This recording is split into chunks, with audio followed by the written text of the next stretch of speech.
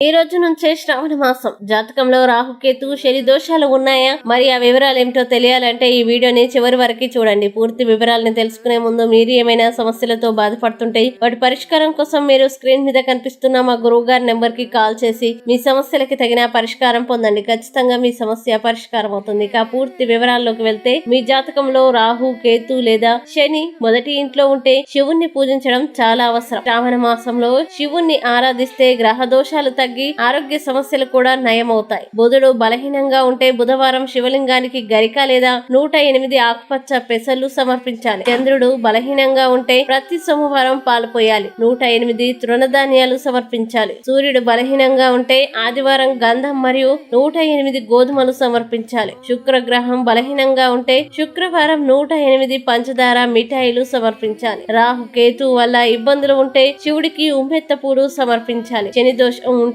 నల్ల నువ్వులు దానం చేయాలి. గురు బలహీనంగా ఉంటే గురువారం 108 గ్రాముల కందిపప్పు సమర్పించాలి. కుజుడు బలంగా ఉండాలంటే మంగళవారం 108 గ్రాముల ఎర్ర కందిపప్పు సమర్పించాలి. ఇవన్నీ భక్తితో చేస్తే మంచి ఫలితాలు వస్తాయి. ఈ వీడియో మీకు నచ్చినట్లయితే లైక్ చేయండి, షేర్ చేయండి. ఇలాంటి మరిన్ని వీడియోల కోసం మా ఛానల్ ఇప్పుడే సబ్స్క్రైబ్ చేయండి.